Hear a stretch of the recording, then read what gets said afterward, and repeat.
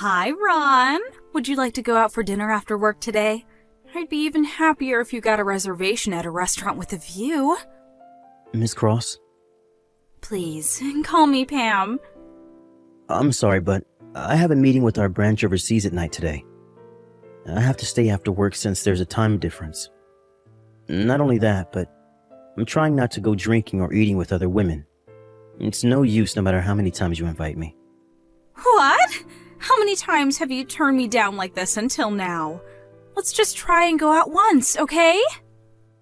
I need to get back to work, so goodbye. Ron! Come on!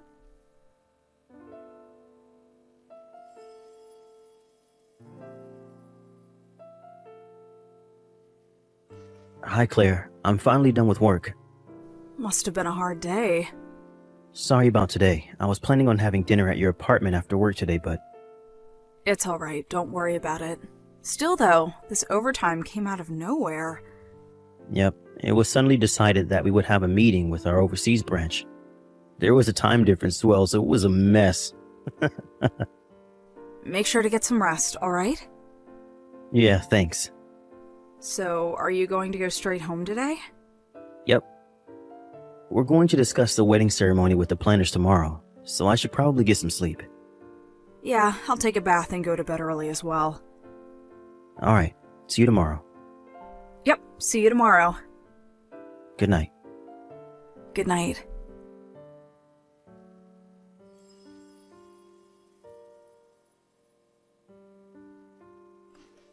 Hi, Claire. You probably still have no boyfriend because you're so ugly, right? Oh, it's you again, Pam. What do you mean it's you again?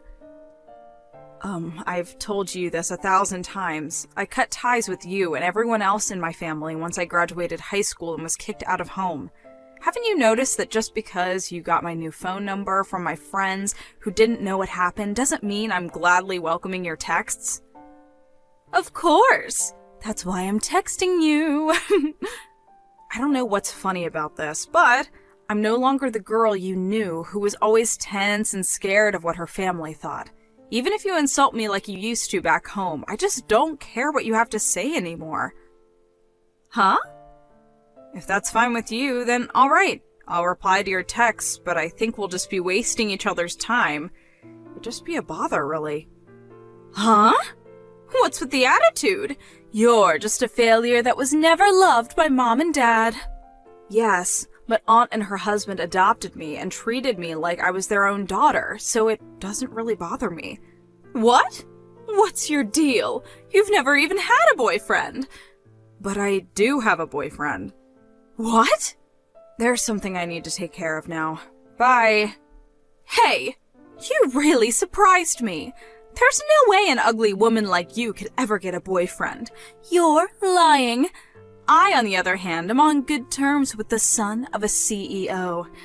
I can't quite take our relationship to the next step, which is a bit bothersome though. But this is without a doubt proof that I'm important to him.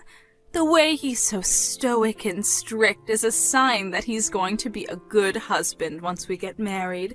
So there's no need to worry. I want to be the wife of a CEO so bad.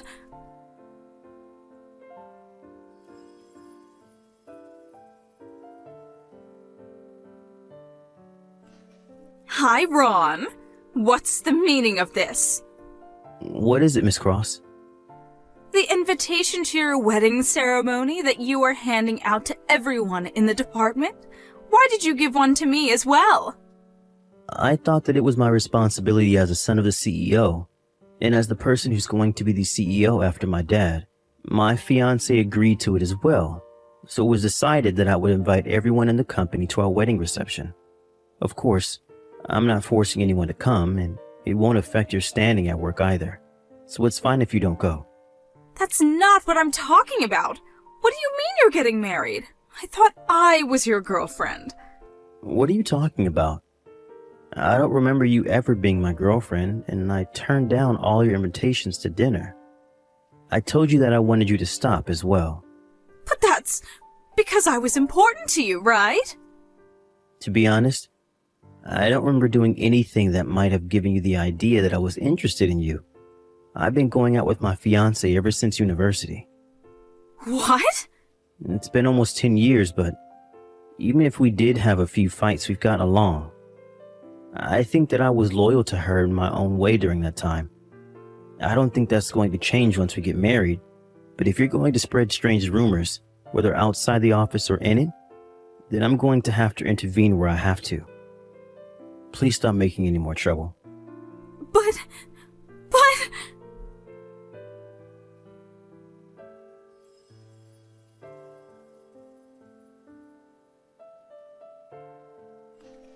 Hold on. What's the meaning of this? Why are you at this wedding? This is supposed to be Ron's wedding, right? I get it now. You're trying to take over the wedding, right? I can't believe this. There's no way he'd marry an ugly hag like you.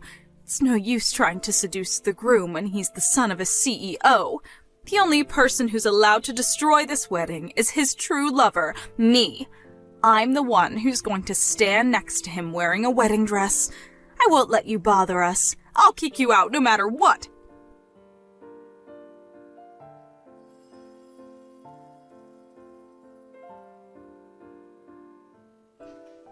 That's what you get.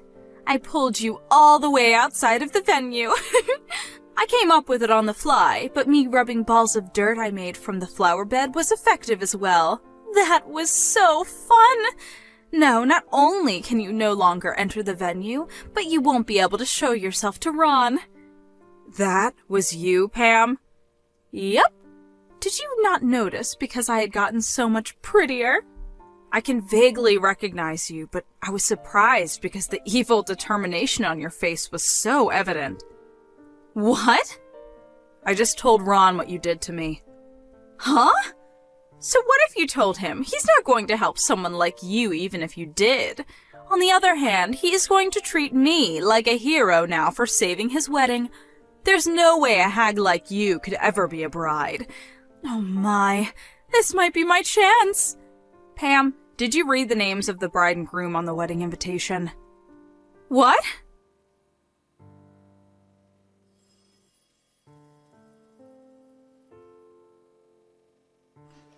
Miss Cross, what are you doing to my bride? I just got to Claire. She was covered in dirt. This is horrible. What's going on? Claire told you, right? Look at the names of the bride and groom on the wedding. Okay.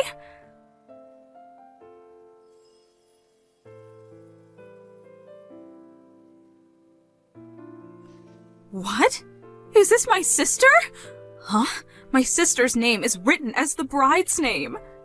Claire's last name changed because she was adopted by her aunt. But it seems that you met your aunt now and then as well, so you must know her last name was Nelson, right? Did you not think anything when you saw Claire Nelson? I didn't look at the invitation properly. Huh? I didn't want to look at the bride's name since it would make me feel like I had lost. I didn't want to know the name of the person who stood in my way of becoming a celebrity wife.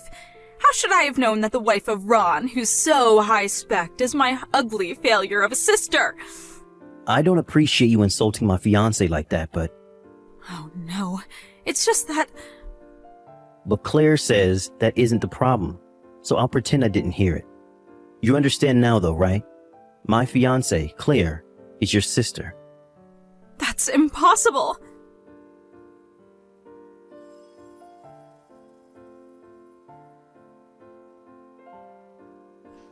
Why am I being fired? Did you receive a notice from HR saying that they would process it as your voluntary resignation out of pity? But all I did was rub some dirt on my sister's head. You're lucky Claire didn't file a complaint against you. It would normally have been considered as assault, apparently. To tell you the truth, I was worried about what you might do at the day of the wedding. But you managed to slip by unnoticed and sneak into the bride's waiting room. There's a male employee that helped you during this, right? There was no such person. This male employee told me everything. He regretted his actions and voluntarily quit. You used your body to make him do what you said, right? My only feelings are those I have toward you. I talked to your parents about this. What? Mom and Dad? What did they tell you? I told them that I wouldn't file a complaint and let you off with a standard alimony if they accepted one condition. Mom and Dad help me? It must be because they love me so much. Because unlike Claire, who was an ugly good-for-nothing, I was pretty and talented. I don't know whether you would call this saving you, but... So? What conditions did you give them? Firstly, you three would erase all the contact information you have of Claire, and that you would never bother her again. Oh, that much is nothing. Who cares if I can no longer see Claire? I'd gladly accept those conditions. Secondly, the three of you will move somewhere far away. Huh? What? You're telling me to move? That means I won't be able to see you anymore. And Dad's company doesn't have a relocation system, which means that Dad will have to quit his job as well. This isn't my problem. If you don't like the conditions, then I'll file a complaint.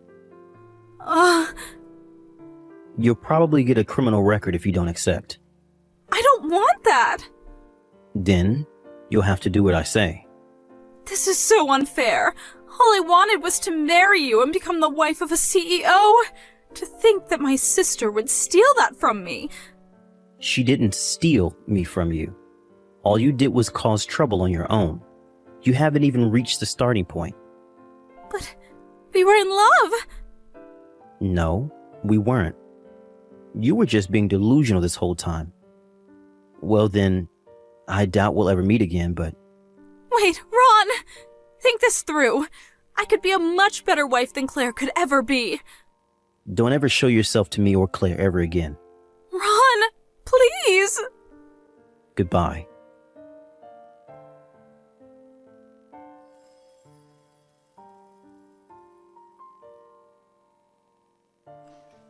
The wedding ceremony was successfully held thanks to the work of the staff. We turned in our marriage papers as well that day. We wrote Claire's aunt and her husband's names as our guarantors, since they had shown up to the wedding as Claire's parents. The alimony I asked from Miss Cross was also paid.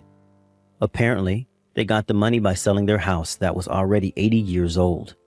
According to Claire, her former parents loved Pam so much that they probably spent a fortune on her, and so couldn't save up for their retirement.